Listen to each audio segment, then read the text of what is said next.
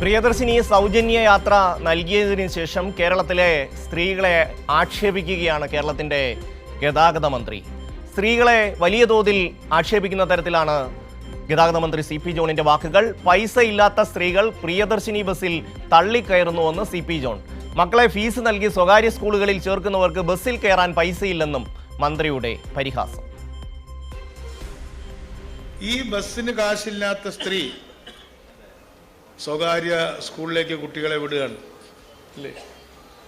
Government സ്കൂളിൽ seat ഒഴിഞ്ഞു കിടക്കുക.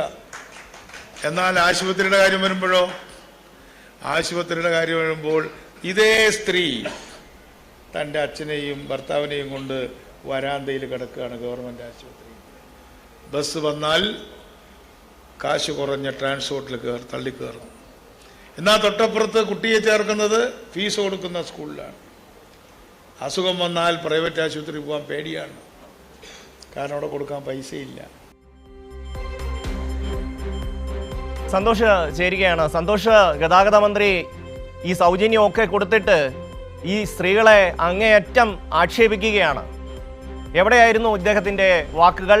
എന്തായിരുന്നു വിശദാംശങ്ങൾ?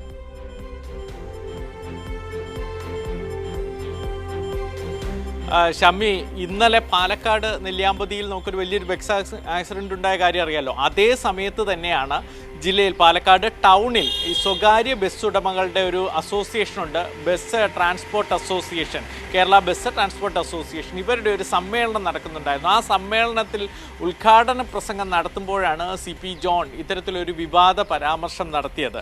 അതായത് അയാളുടെ വിവാദ പരാമർശം ആരംഭിക്കുന്നത് ഇങ്ങനെയാണ്: വിചിത്ര മനോഭാവമാണ് കേരളത്തിലെ സ്ത്രീകൾക്ക്, അതുകൊണ്ടാണ് ഈ പ്രിയദർശിനി പദ്ധതി വിജയിച്ചത്, അല്ലാതെ നിങ്ങളോടോ എന്നോടോ ഉള്ള സ്നേഹമോ എതിർപ്പോ ഒന്നും കൊണ്ടല്ല. അതായത് ബസ്സുകൾ കുറേ വന്നാൽ പോലും പൈസ കുറവുള്ള, പൈസ ഇല്ലാത്ത ബസ് ഏതാണോ അത് കണ്ടാൽ അതിലോട്ട് അങ്ങ് ഇടിച്ചു കയറാം. അദ്ദേഹം ഉപയോഗിച്ച ഭാഷ അങ്ങനെയാണ്. സ്ത്രീകൾ ബസ്സിലോട്ട്, ട്രാൻസ്പോർട്ട് ബസ്സിലോട്ട് അങ്ങോട്ട് ഇടിച്ചു കയറുകയാണ്. എന്നിട്ട് അതേസമയം വിദ്യാഭ്യാസത്തിൻ്റെ കാര്യത്തിൽ ഇവരെല്ലാവരും മക്കളെ വലിയ ഫീസ് നൽകി സ്വകാര്യ സ്കൂളിൽ പഠിപ്പിക്കുന്നു.